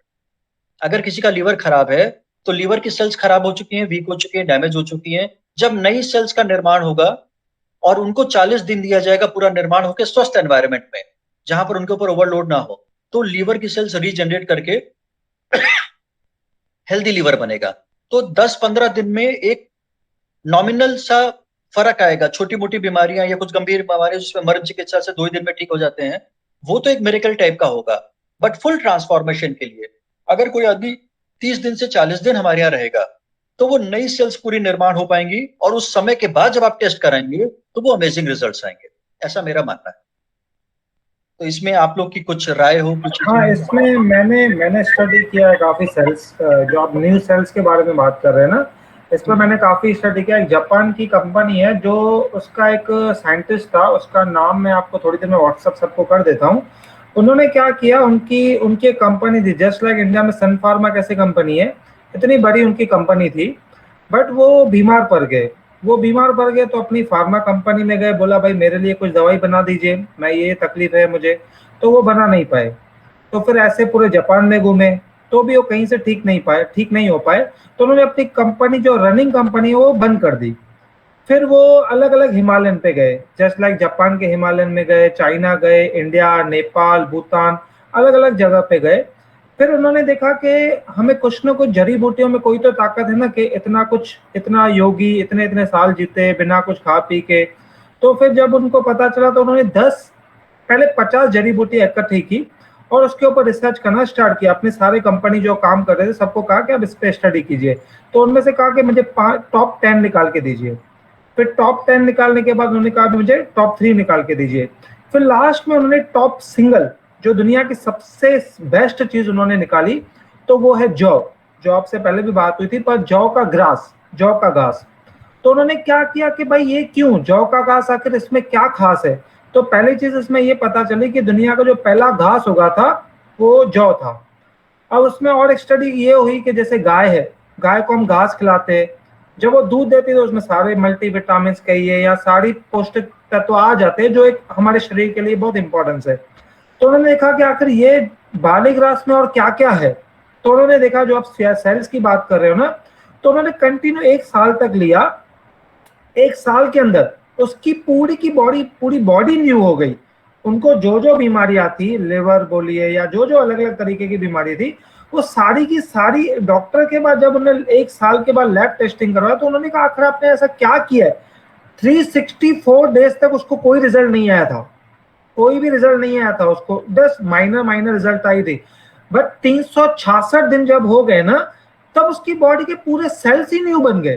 तो शॉकिंग था, पूरा साइंस वहां शॉकिंग था कि ऐसे कैसे हो गया। तब उनको पता चला कि 365 दिन के बाद, जैसे ब्रेन है उनको 365 दिन लगते हैं, लिवर है उसको 40-60 डेज लगते हैं, तब ऐसे पूरी बॉडी न्यू हो जाती है। हमारा जब दुनिया में जब हम आते तो एक सेल से आते, एक सेल वो मल्टीपल होते वो बढ़ते जाते हैं। जैसे कहते हैं कि ब्रेन में लगभग 86 करोड़ न्यूरो सेल रहते हैं ब्रेन में। जैसे आज की डेट में कोई बता रहे 100 करोड़ रहते हैं, कोई 86 करोड़ रहते हैं। तो जैसे हमने थोड़ी देर फोन पे बात किया तो सेल्स मर जाते हैं, डैमेज हो जाते हैं। तो ऐसे पूरी बॉडी में सेल्स मरते जाते हैं। तो रीजनरेट कैसे होगी? वो घास से, जैसे आप एल्कलाइन, तो ये ग्रास आज वो कंपनी बाले, आप सर्च करना बाले लाइफ, उनका लगभग 7 कंट्रीज में उनकी ऑफिसेस है, वो एक ही प्रोडक्ट बेचते हैं, वो है बाले ग्रास, बाले लाइफ। और वो उन्होंने कैंसर, 4th स्टेज कैंसर ठीक किए हैं, अलग अलग डायबिटीज तो नॉर्मली हजारों पेशेंट के ठीक कर दिए सिर्फ बाले ग्रास देके। तो दुनिया में एक ऐसी अभी फिर मुझे पता चला कि जो गायत्री परिवार है, उनके जो पहले जो मेन थे गुरु, उन्होंने भी लास्ट के टाइम बाले और छाछ बटर मिल्क पी के ही अपनी लास्ट के 2 साल सिर्फ वही खाते और वही पीते थे। तो एक बाले ग्रास पे अगर आपने काम कर लिया ना, जैसे आप बता रहे कि वहां नेचुरोपैथी सेंटर होगा, अगर बाले ग्रास, मैंने जैसे एक प्रोडक्ट बनाया बाले ग्रास के साथ हम एक 2-3 चीजें मिक्स करके डायबिटीज पेशेंट को देते हैं, तो उनसे क्या होता है, उनको इतना बेहतरीन रिजल्ट आता है कि हमने खुद ट्राई किया कि 400 डायबिटीज भी 200 हो जाती है विद इन 20 से 25 डेज में। तो बाले ग्रास एक ऐसी चीज है जो बहुत ही, आप इस पे रिसर्च जापान ने बहुत कर दिया है, हमने नहीं किया है। इस पे हम स्टडी कर सकते हैं, सारे मल्टीविटामिन इसके अंदर आ जाते हैं। जिंक बोलिए, विटामिन ई बोलिए, विटामिन ए बोलिए, विटामिन सी बोलिए, विटामिन के बोलिए, सारे मल्टीविटामिन जो 9 एंजाइम्स रहते हैं जो हमारे बॉडी के लिए, वो सारे 9 एंजाइम्स आपको बाले ग्रास में मिलेगी, जो किसी में भी दूसरी चीज में नहीं है, ना मोरिंगा में, ना किसी चीज में। तो हम बाले ग्रास पे अच्छे से स्टडी करके उस पर काम कर सकते हो, लोगों को दे सकते हैं। शुक्रिया। मैं इस विषय में, मनीष जी आप माइक ऑन कर, ऑफ कर। इस विषय में सबकी एक मत राय ये बनी कि हाँ, लखनऊ के अंदर इस तरह के अगर किसी संस्थान की स्थापना की जा रही है तो वह की जानी चाहिए, ये एक मत राय। इसमें आप दोनों मनीष जी के बीच में मैं अपनी बात एक कंक्लूड करने के लिए रखना चाहता हूं। मेरा ये मत है कि व्यक्ति को कोई भी बाहरी चीज ना स्वस्थ करती है ना अस्वस्थ करती है, ये मेरा अपना एक मत। मेरा कहना यह है कि मानव मस्तिष्क के अंदर जो केमिकल रिलीज होते हैं, जो पॉजिटिव और नेगेटिव तरंगें रिलीज होती हैं, यही व्यक्ति को स्वस्थ या अस्वस्थ करते हैं। और बाकी ये जितनी भी चीजें बाहर की हैं जो हमें स्वास्थ्य दे रही हैं या अस्वस्थ कर रही हैं, ये बस सिर्फ हमारे मस्तिष्क के अंदर केमिकल रिलीज करने वाले ऑर्गन को हिट करती हैं, उन्हें प्रोवोक करती हैं कि वो इस तरह की रेज हमारी बॉडी को दें, या इस तरह के केमिकल हमारी बॉडी को दें, या इस तरह के हार्मोन्स हमारी बॉडी को दें जिससे कि हम स्वस्थ हों। अब क्योंकि ये भौतिक युग है, इस भौतिक युग में औषधि को मस्तिष्क से पैदा कराने के लिए हम वह संसाधनों पर आश्रित हो गए हैं, क्योंकि हमने ये मान लिया है कि शरीर के बाहर से जिन चीजों को हम प्रयोग कर रहे हैं उनसे बीमार पड़ते हैं, इसलिए शरीर के बाहर की चीजों को ही खा पी करके हम स्वस्थ हो सकते हैं और कोई तरीका नहीं है। लेकिन मैं इस विचार से पूरी तरह असहमत हूं। अभी मैं बद्रीनाथ आश्रम गया था, मैं प्रतिवर्ष जाता हूं, तो वहां पर बद्रीनाथ आश्रम के पीछे नीलकंठ पहाड़ी के लिए जब आप चलिए तो करीब 3.5-4 किलोमीटर चलने के बाद एक स्वामी जी के दर्शन हुए मुझे, और उनकी हाइट लगभग 7.25 फीट के आसपास रही होगी। लोग ये बताते हैं कि वह 700 वर्ष से वहीं रह रहे हैं, और उस 700 वर्ष के दौरान वाले रास्ते पे आप बात कर रहे हैं, चरण पादुका वाले रास्ते पे? हाँ, उसी मार्ग पर। अच्छा, या माड़ा तो वाले रास्ते पे? नहीं, चरण पादुका वाले बात। तो 700 वर्ष की आयु। और ताज्जुब की बात यह है कि जिस क्षेत्र में वह रहते हैं वहां कोई वनस्पति नहीं है। वनस्पति के लिए भी बद्रीनाथ तक उतर के आना पड़ेगा आपको। कोई लकड़ी नहीं है, कोई खाने पीने का संसाधन नहीं है, कुछ नहीं। और वह व्यक्ति, जितने भी वहां के बुजुर्ग हैं, वो बतलाते हैं कि उनको उन्होंने ठीक वैसे ही देखा जैसे वो आज दिखाई दे रहा है। मतलब कि बचपन से ये अब 70 साल के हो गए, 70 साल पहले भी वो वैसे ही थे जैसे ये आज दिखाई दे रहा है। इस तरह के हिमालय में अगर गिनती करने बैठ जाएंगे तो सैकड़ों की तादाद में लोग पड़े हैं जो मात्र वायु तत्व से अपने मस्तिष्क को डिफरेंट कमांड देते हैं, और मस्तिष्क के अंदर से निकलने वाली ऊर्जा, निकलने वाले रसायन, निकलने वाले हार्मोन के प्रभाव से वह अपने शरीर के सारे सेल्स को पोषित कर लेते हैं। उसके लिए उन्हें किसी भी वाह तत्व की आवश्यकता नहीं है। इस सबको कहने के पीछे मेरा उद्देश्य क्या है? मेरा उद्देश्य आप समझिए, मैं ये कहना चाहता हूं कि प्रदीप जी के सहयोग से स्थान उपलब्ध हो जाएगा और लोगों के सहयोग से वहां रहने के निर्माण की व्यवस्था भी हो जाएगी। आप लोगों के ज्ञान विज्ञान के सहयोग से उनका मेडिकल चेकअप भी हो जाएगा और उसके बाद उनको जो आयुर्वेदिक और दूसरी पद्धतियों से इलाज किया जाएगा और वह स्वस्थ भी हो जाएंगे। मुझे एक रत्ती मात्र इस पर संदेह नहीं। लेकिन ऐसा न हो कि उस आश्रम के अंदर आकर रहने वाले लोगों पर हम वह प्रयोग में इतना तल्लीन हो जाएं कि उनकी जो आंतरिक ऊर्जा जो उनके अंदर पहले से ईश्वर द्वारा प्रदत्त है, संचित है, वह ईश्वरीय ऊर्जा को जागृत करने का विषय पीछे छूट जाए। इसलिए हमारा जो पूरा विषय है, पूरा एजेंडा है, वो यही है कि हम लोगों को इस तरह वहां पर अपने आश्रम में कार्य करना चाहिए, वहां की चिकित्सा शैली को इस तरह विकसित करना चाहिए कि व्यक्ति जब वहां से जाए तो वह ना तो निगेटिव किसी भी तरह के वहां औषधि पर निर्भर हो और ना ही पॉजिटिव तरह के किसी भी संसाधनों पर निर्भर हो। वह अपने मस्तिष्क के तरंगों द्वारा, मस्तिष्क के रसायनों द्वारा, मस्तिष्क की ऊर्जा और हार्मोन्स के द्वारा स्वयं इतना पारंगत हो जाए कि जब उसे भूख लगे तो वह अपने मस्तिष्क के रसायन के कमांड से अपने भोजन को प्राप्त कर ले, अपने मस्तिष्क के रसायन के कमांड से अपने जल को प्राप्त कर ले, अपनी प्यास को बुझा ले, अपनी शरीर के अंदर की डिफरेंट अग्नि को प्रज्वलित कर ले, शांत कर ले। इसके लिए उसे तंत्र साधना, योग साधना पर भी उतना ही प्रशिक्षित किया जाए जितना कि उसे आयुर्वेद या अन्य वाह चिकित्सा पद्धतियों पर पारंगत करने की हम लोग चर्चा कर रहे हैं। ऐसा मेरा मत है। इस विषय में यदि कोई साथी अपने कोई विचार व्यक्त करना चाहते हैं तो कर। आप तो एक ऐसे समाज का निर्माण करना चाहते हैं जिसकी कल्पना ही की जा सकती है खाली, मतलब बिल्कुल ही तो इसको दो स्टेज में बांट दीजिए। एक सामाजिक आदमी जो है जिसको नॉर्मल बीमारियां रहती है, वो चाहता है खाली में मेरी बीमारी ठीक हो जाए, और एक वो शेड का आदमी जिसको आप एजुकेट कीजिए कि भाई ऐसे भी आप हो सकते हो, और उसमें जो उस लेवल पे जाना चाहे उसको उस लेवल पे जाकर के आप तंत्र साधना से उसको उस लेवल का बना दीजिए। तो ये इसको एक बेसिक कोर्स और एक एडवांस कोर्स दो हिस्से में बांटा जाता है। हाँ, वो एक बेसिक कोर्स कर दिया जाए और फिर जब आदमी उसमें वो करे, मतलब कि उसकी रुचि बन जाए तो उसे फिर एडवांस कोर्स के तौर पर तंत्र साधना के माध्यम से उसको जागृत करने का की सीढ़ी में उसको ले जाया जाए। आपको मनीष जी, आपकी बात को मैं डिटो करते हुए एक बात कह रहा हूँ कि मेरी माता जी का जो ननिहाल था वो ननिहाल आयुर्वेदाचार्यों का ननिहाल था, और मेरी माता जी बताती है कि उनके जो नाना थे वो ये कहते थे कि जब किसी भी तरह का कोई रोग वो नब्ज से पकड़ते थे तो वो व्यक्ति को कोई औषधि नहीं देते थे। वो कहते थे कि तुम फला वृक्ष के पास जाकर के परमानेंट चारपाई डालकर 40 दिन लेट जाओ और उसी वृक्ष का फल खाना है, उसी वृक्ष का पत्ता पानी में उबाल के पानी पीना है, या उसी वृक्ष का जो भी कुछ उसे मतलब जो 5 चीजें होती हैं, उसकी जड़ होती है, तना होती है, फल होता है, कुंडी होती है, गुठली होती है, जो पंचतत्व है वृक्ष के का, बस से तुमको उसी का सेवन करना है।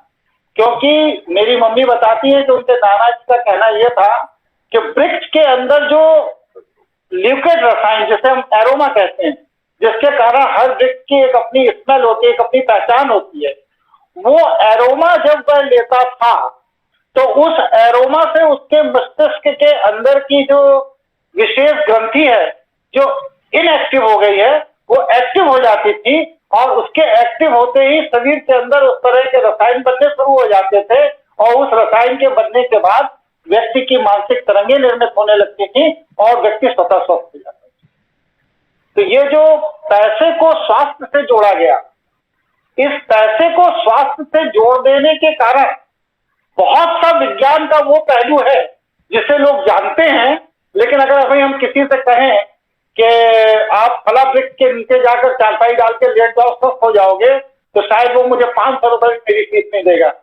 यही कारण मुझे लगता है कि व्यक्ति ने आयुर्वेद और दूसरी चीजों को समाज में विकसित किया होगा और जिसको एलोपैथी ने लूट में बदल दिया। तो बहरहाल आप जी योगेश जी, मैं बिल्कुल इस पर अग्री कर रहा हूँ। कल आपको याद है मैंने बोला था कि जितने हम अगर चीजों को सिंप्लीफाई कर देते हैं तो उसकी वैल्यू लोग खत्म कर देते हैं कि इतना सिंपल है तो उसका फायदा कहाँ से होगा। जितना देखिए ना आप, जितने भी आजकल लोग गुरु जो सोशल मीडिया वाले गुरु हैं, बहुत लोग हैं, इतना छोटी छोटी चीजों को इतना कॉम्प्लिकेट कर देते हैं, नई नई टर्मिनोलॉजी ऐसे लेके आ गए हैं कि जो सुनने वाला सोचे अरे इतनी बड़ी बात कर रहे हैं। वो ये एक ट्रेंड बन गया है। और इसमें मैं कुछ जोड़ना चाहूंगा। मुझे बड़ा अच्छा लगा सबको सुन के। मेरा अपना नॉलेज भी बहुत बढ़ा।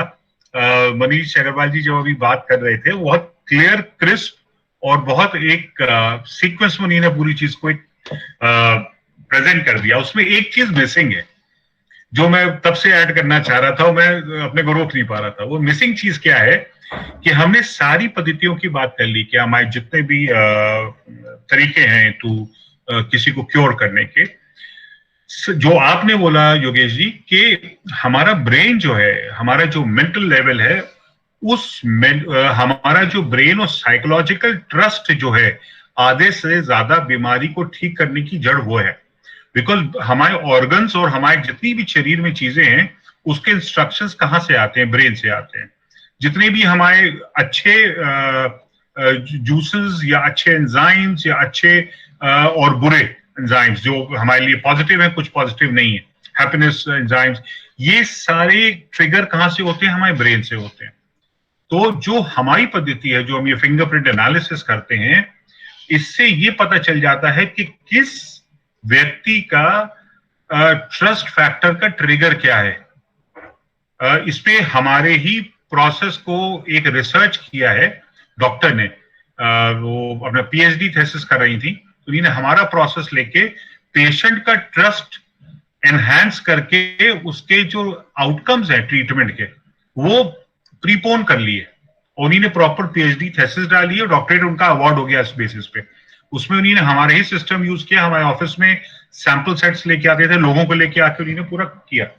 ये प्रूवन, हमारा तो छोड़ दिए, इससे पहले कितने रिसर्चेस प्रूवन है कि अगर आपको आपका ट्रस्ट ट्रिगर अगर आपको पता चल जाए तो आपका ब्रेन वो ट्रस्ट की वजह से आपके ऑर्गन्स को कैसे फंक्शन करना है, कहां कमी आ गई है, उस कौन चीजों को पूरी करके करना है, वो सारे इंस्ट्रक्शंस जो है स्ट्रीमलाइन हो जाते हैं। एक में छोटा सा एक रिसर्च हुआ यूरोप में, और ये काफी पुरानी बात है। 2 ग्रुप बनाए और वो दोनों ग्रुप को एक ही बीमारी थी और उन दोनों ग्रुप को बहुत अलग अलग जगह पे ठहराया गया। एक ग्रुप के और दोनों ग्रुप के साथ डॉक्टर्स थे, वो वहीं रह रहे थे। ये करीब 1.5 साल ये रिसर्च चली। जो ग्रुप एक ग्रुप के साथ जो डॉक्टर था वो उनको परफेक्ट डोज दे रहा था उस बीमारी की, जितनी उसको जरूरत होनी चाहिए ठीक होने के लिए, उतनी एमजी की मेडिसिन दे रहा था, लेकिन पेशेंट्स के साथ समय नहीं दे रहा था, उनके सवालों को जवाब नहीं दे रहा था, दवाइयां देते थे और पेशेंट्स अपने आप पे थे, दवाइयां उनको परफेक्ट मिल रही थी। दूसरा ग्रुप था जिनको जो लाइटेस्ट डोज हो सकती है उस दवा की, उस बीमारी के लिए, वो दी जा रही थी, लेकिन डॉक्टर्स और केयरिंग स्टाफ ज्यादा समय उनके साथ बिताते थे, उनकी बात सुनते थे और वो लाइटेस्ट डोज थी। तो जो उसके रिजल्ट आए तो जिस ग्रुप में लाइटेस्ट डोज दी जा रही थी, जिसमें बहुत टाइम लगना चाहिए था, वो पेशेंट ज्यादा पहले ठीक हो गए।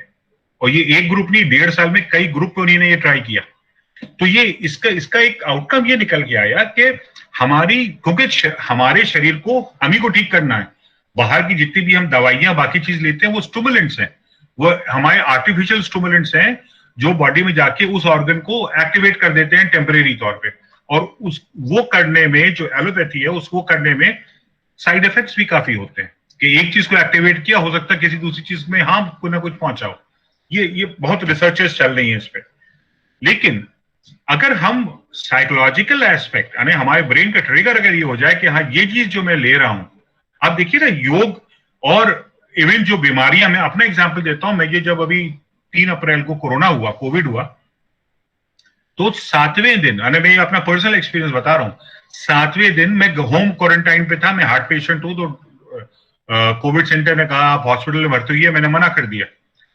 मैं होम क्वारंटाइन पे था। 7वें दिन मेरा ऑक्सीजन लेवल 74 पहुंच गया था। ना मेरे घर में ऑक्सीजन के सिलेंडर, ना मेरी फैमिली को ये पता, बिकॉज मैं आइसोलेटेड था अलग कमरे में। मैंने बजाय किसी को बोलने के, मेरे पास और कुछ नहीं था, बॉडी बिल्कुल कंट्रोल से बाहर हो गई थी। जो नॉर्मल स्टीम करने वाली मशीन होती है ना, जो लगाई है उसमें से स्टीम निकलती है, वो रखा था कमरे में, उसमें किसी तरह से पानी भरा और ऑन कर दिया। और मेरा दिमाग में सिर्फ ये हुआ कि ये एक पासिंग फेज है और मैं इससे बाहर आ जाऊंगा, ठीक हो जाएगा अभी। इसी बिलीफ से मैं सामने बैठा, उस स्टीम लेता रहा। 2.5 घंटे में मेरी ऑक्सीजन 90 आ गई। ना ऑक्सीजन मशीन, ना सिलेंडर। ये मैं इसलिए अपना एग्जाम्पल दे रहा हूं कि इस चीज को मुझे 4 हार्ट अटैक हो चुके हैं पिछले 10 साल में, और चारों बार, नॉर्मली डॉक्टर कहते हैं कि दूसरे तीसरे के बाद आदमी जीवित नहीं बचता। मेरे 4 मेजर हो चुके हैं और मैं आपसे बात कर रहा हूं। और चारों प्रोसेस में एक तो कोई ऑलमाइटी है, उसकी मेहरबानी, उसका ग्रेस, और उसके बाद ये आपका यहां पे कितनी स्ट्रेंथ है और कितनी पॉजिटिविटी है। बहुत से लोग बोलते हैं आप पॉजिटिव रहो, पॉजिटिव रहो। पॉजिटिविटी का मतलब क्या है? तो अगर हम यहां टारगेट करें, जो आप कह रहे हैं ना, मस्तिष्क को अगर टारगेट करें, हम बहुत सी चीजों से बाहर आ सकते हैं। मैं चारों स्टेज पे सिर्फ ये सोच के कि नहीं ये एक एक्सपीरियंस है, इसके दूसरी पार में पहुंचूंगा, और जितना स्ट्रेंथ के साथ मैं सोचता था इस बात को, मेरी रिकवरी उतनी जल्दी होने लगी। और ये रिसेंट एग्जांपल है। अभी ये 3 तारीख को मेरा टेस्ट हुआ है, 5 को पॉजिटिव आए। 5 से 7वें दिन ये अप्रैल में मेरा ये 74 पहुंचा है। और ये मैं इसलिए शेयर कर रहा हूं कि समझने की जरूरत है कि सब लोग ऑक्सीजन सिलेंडर्स की बात कर रहे हैं, हो सकता है लोगों को जरूरत हो, मैं सिर्फ अपने एक्सपीरियंस पे बात कर सकता हूं। मैंने बिना सिलेंडर के अपने ऑक्सीजन लेवल को 90 तक ले आया, उसके बाद फिर धीरे धीरे बढ़ना शुरू हो गया। तो उस टाइम तो मेरे पास कोई इक्विपमेंट भी नहीं था, और मुझे ये भी समझ में नहीं आया। मैंने कई डॉक्टर से पूछा क्या स्टीम से ऑक्सीजन लेवल बढ़ सकता है? उन्होंने कहा स्टीम से आपका पैसेज क्लियर हो जाएगा, ऑक्सीजन नहीं इंक्रीज होगा। तो वो आप डीप ब्रीदिंग ले रहे होंगे, आपने उस पर फोकस नहीं किया, कुछ तो आपने ऐसा किया है जिसकी वजह से आपकी रिकवरी हुई। एंड दे वर सरप्राइज्ड, उनके पास कोई इसका जवाब नहीं है। तो इसलिए मेरा ये फर्म बिलीफ है कि अगर आप अपना मेंटल रेजिलियंस और मेंटल स्ट्रेंथ स्ट्रांग रखते हैं, तो आप बहुत मेडिकली, मैं बता रहा हूं, बहुत सी चीजों से बाहर आ सकते हैं। और यही फर्क है, जो कुछ पेशेंट सेम एलिमेंट और सेम स्टेज से रिकवर कर जाते हैं और कुछ नहीं कर पाते, जो गिव अप कर देते हैं। वो जहां नेगेटिविटी आई कि अरे मुझे ये हो गया, अब क्या, अब नहीं बचूंगा, तो जो सोच है वो कहीं ना कहीं ट्रुथ की तरफ ले जाती है। और ये इसके ऊपर कई और रिसर्चेस हैं कि हम जो अपनी सोच से वाइब्रेशन पैदा करते हैं, हमारे एनवायरनमेंट चेंज होता है। वो जो हम टेस्ट करते हैं उसमें प्री फ्रंटल लोब का, राइट साइड का परसेप्शन के लिए हमारा प्री फ्रंटल लोब रिस्पॉन्सिबल है। अगर उसमें हमारी न्यूरल डेंसिटी ज्यादा है, तो हम अपने जो बहुत से लोग कहते हैं ना कि हम यहां बैठे थे और अमेरिका में कोई हमारा रिश्तेदार है, हमने उसको याद किया, उसको भी उसी टाइम हमारी याद आई। जो ये टेलीपैथिक मैसेजिंग है, ये रियलिटी है। इस पर रिसर्चेस हैं। हम लोग सोचते हैं कोई जादू या कोई ऐसी बात है, ये रियलिटी है। और ये टोटल पॉसिबल है। जो हम कण हमारे चारों तरफ एनवायरमेंट में है, वाइब्रेशन से उनको इन्फ्लुएंस करके स्पेस ट्रैवल के थ्रू, टाइम ट्रैवल के थ्रू वहां तक वो सिग्नल पहुंचते हैं। और इसके ऊपर रियलिटी में सिग्नल्स है। इसी बेसिस पे कई मशीन्स और कई रिसर्चेस चल रही हैं। जो टाइम ट्रेवल की बात करते हैं। और ये भारतीय पद्धति में तो जो, अगर आप तो मुझसे ज्यादा इसमें जानते हैं कि हमारे पास ऐसे टूल्स हैं जो हमारे जो अभी भी योगी हैं, जो अभी कहीं हिमालय में बैठे हुए हैं, उनके पास वो प्रोसेसेस हैं जिसके बारे में हमें नहीं पता, जिससे ये किया जा सकता है और कंट्रोल किया जा सकता है। हम जब चाहे उसको कंट्रोल कर सकते हैं, बहुत आसानी से किया जा सकता है। डेफिनेटली। इसमें मैं आपको कुछ चीजें बताना चाहूंगा। एक जर्मन डॉक्टर थे, डॉक्टर हैमर, डॉक्टर गेर्ड हैमर। आप अगर उनकी थ्योरीज को पढ़ेंगे तो आपको पता चलेगा उन्होंने कैंसर का ट्रीटमेंट थॉट प्रोसेस से ठीक किया था, और अपना नहीं, सिर्फ हजारों पेशेंट्स का। एंड उन्होंने पूरी उस पर रिसर्च लिखी है। सिटी स्कैन को देख करके वो पेशेंट को बता देते थे, खाली सिटी स्कैन देख करके, कि कैंसर किस स्टेज का है, किस बॉडी के पार्ट में ग्रो कर रहा है, कि रिकवरी स्टेज पे है। डॉक्टर हैमर, जिनको कि बाद में एलोपैथिक के कुछ लोगों ने फंसा दिया और जेल हो गए। दूसरी चीज एक बताना चाहूंगा, डॉक्टर राहुल गर्ग, प्रोफेसर राहुल गर्ग है, आईआईटी दिल्ली के सीनियर प्रोफेसर हैं। आप उनको स्टडी कीजिएगा। उन्होंने ब्रेन मैपिंग को करके हमारे मेडिटेशन लेवल से हमारी बॉडी की कैपेबिलिटीज कितनी बढ़ जाती है, इन सारी चीजों पे उन्होंने रिसर्च किया, और उनको कम से कम 400-500 अवार्ड्स मिल चुके हैं उस चीज के। तो प्रोफेसर राहुल गर्ग आप टाइप करेंगे, आईआईटी दिल्ली के हैं। तो उन्होंने ब्रेन मैपिंग करके आपके जितनी भी चीजें, न्यूरॉन्स को लेकर के सारी चीजों को, तो he was of the conclusion कि जब किसी की एक आंख खराब हो जाती है तो वो जो न्यूरॉन्स होते हैं, कहते हैं ना कि किसी की आंख खराब होगी तो उसकी सुनने की शक्ति बढ़ गई। तो he gave the scientific proof for that. उन्होंने कहा कि जब वो न्यूरॉन्स, आंख की क्षमता होती है कुछ न्यूरॉन्स को देखने की, तो जब वो आंख खराब हो गई तो वो न्यूरॉन्स वेस्ट नहीं होते हैं, वो न्यूरॉन्स कन्वर्ट कर लेते हैं अपने आप को, सुनने की शक्ति में कन्वर्ट कर लिया उन्होंने, तभी हियरिंग पावर किसी की इंप्रूव कर गई। तो ये साइंटिफिकली उन्होंने, जो हम लोग पहले कहते थे कि भगवान एक चीज देता है दूसरी बढ़ा देता है, एक चीज लेता है दूसरी शक्ति बढ़ा देता है, तो उसको साइंटिफिकली प्रूव किया है। और इसी तरह से ब्रेन मैपिंग करके जो तुरीय अवस्था में लोग बाग पहुंच जाते हैं, उसके बाद उनकी मेंटल कैपेबिलिटी कितनी बढ़ जाती है, उसका ब्रेन मैपिंग करके उन्होंने एग्जैक्टली साइंटिफिकली उसको प्रूव किया है। और बहुत सारी थीसिस है उनके ऊपर। योगेश जी के फादर की मैं बात करना चाहूंगा। आपने जब हार्ट की बात की, तो उनके बेटी की जब शादी हो रही थी तो उनको हार्ट की प्रॉब्लम हुई थी। डॉक्टर ने कहा था आपको बाईपास की जरूरत है। तो साधक थे वो, और साधना के थ्रू उन्होंने अपनी आर्टरीज की बाईपास बना ली, कई सारी कैपिलरीज, और उनको हार्ट की कभी जिंदगी में कोई प्रॉब्लम नहीं हुई। उसके बाद करीब करीब 45 साल योगेश जी बताएंगे एग्जैक्टली कि वो नई बाईपास आर्टरीज बन गई थी जो ब्लॉक था। 1992 में उनको ये प्रॉब्लम हुई थी, 1992 में, और उन्होंने जो अपनी साधना से अपने हार्ट का बाईपास बनाया, उस वजह से अभी वर्ष 2021 में, मात्र 1.5 महीने पहले उनका शुरू था। तो सोचिए, 92 से 2021, 30 वर्ष वो जीवित रहे और उन्होंने कोई बाईपास सर्जरी कभी नहीं हो पड़ी। तो साधना में, और जो तुरीय हम लोग जो बात करें ना, तंत्र साधना, इसमें इतनी कैपेसिटी है कि ब्रेन से भी हमारे पास किसी भी बीमारी को ठीक करने के हजारों तरीके। भगवान ने ऐसे शरीर बनाया है कि आप उसको तंत्र से, एस्ट्रोलॉजी से, ब्रेन मैपिंग से, थॉट प्रोसेस से, बायोकेमिक्स से, एलोपैथिक से, होम्योपैथिक से, आप देखने चलिए तो हजारों पैथीज हैं। किसी भी पैथी से आप बीमारी ठीक कर सकते हैं। सवाल होता है कि किस बीमारी में सबसे फास्ट और जल्दी किससे आप रिजल्ट दे सकते हैं। हमको उसको एनालाइज करना होगा और उन पर्टिकुलर बीमारियों को उसको देना पड़ेगा। एक मैं आपको इंट्रोड्यूस कराना चाहूंगा, एक और लेडी है जिन्होंने सेक्रोक्रेनियल थेरेपी सीखी है। और वो सेक्रोक्रेनियल थेरेपी क्या करती है, ब्रेन में जो ये सेरेब्रल फ्लूइड होता है उसको थ्रू मेडिटेशन कुछ करके वो पूरी बॉडी में रिलीज करती है। तो 5 या 6 सिटिंग में गंभीर बीमारियां भी ठीक होने लगती हैं। तो हम उनको भी इस चिकित्सा में ग्रेजुअली, मैं देखूंगा नेक्स्ट मीटिंग में उनको कैसे ऐड किया जा सकता है। और योगेश जी की मदर का किस्सा आप उनसे सुनिएगा, जो हम लोग जिन सिद्धांतों की बात करते हैं कि किस तरह से, कैसे हमारे पुराने शास्त्रों में ताकत थी। जब आपने हिमालय की बात की, तो ऐसे गुरु थे जिन्होंने उनकी मदर की डेथ के बाद 24 घंटे के बाद उनको रिवाइव किया और जिंदा किया। और ये बात करीब 30-40 साल पुरानी है। 1974 में मेरे मदर की डेथ हो गई थी, और मेरे गुरुजी थे पंडित संतराज शर्मा जी।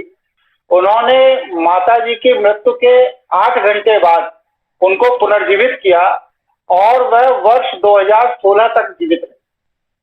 ये प्रमाण है, इसमें हमारी आंखों देखी बात है। हमारी बहनें, हमारे मामा, परिवार के और लोग, पिताजी तो अब नहीं है हम लोगों के बीच में, लेकिन वह सारे लोग आज भी जीवित हैं, और ये प्रमाण आंखों देखी बात है। तो ऐसे जो मिरेकल्स होते हैं, चीजें होती हैं, ये ईश्वर की कृपा से उसकी अनुभूति होती है। बस बात यह है कि आपके वह सौभाग्यशाली ऊर्जा से साक्षात्कार कब होगा, इसका कोई निश्चित समय नहीं। चलिए आज की मीटिंग पूरी करते हैं, क्योंकि रात के 10 बज रहे हैं और कार्यकारिणी की बैठक में ये सर्वसम्मत से पास किया गया कि इस तरह की पैथी का एक सेंटर यथाशीघ्र स्थापित किया जाए और उसमें हम लोग जो हैं वो सब एक मत हो करके उसमें कार्य करने के लिए मानसिक रूप से तैयार हैं।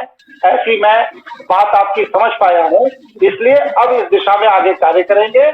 कल एक बहुत महत्वपूर्ण बैठक है जिस पर जरूर आइए आप लोग कि वैक्सीनेशन ये नेसेसरी है या इंटरनेशनल कॉन्स्पिरेसी है। इस विषय पर राजेश कपूर जो कि हिमाचल प्रदेश के एक बहुत बड़े आयुर्वेदाचार्य हैं, वो अपना वक्तव्य देंगे। उनका वक्तव्य होगा कि वैक्सीनेशन नेसेसरी है या इंटरनेशनल कॉन्स्पिरेसी है। इस पर आप लोग 8 बजे उससे जरूर जुड़िए। नमस्कार सभी साथियों को, नमस्कार। फकरियारम जी चलेगा? जी सुशील जी, नहीं मैं हूँ हाँ हाँ, बोलिए। मेरे को आपसे एक बात पूछनी थी जी फकरियारम जी कि आप जो ये जो टेस्टिंग करते हैं जी। फिंगरप्रिंट्स की और ब्रेन मैपिंग की,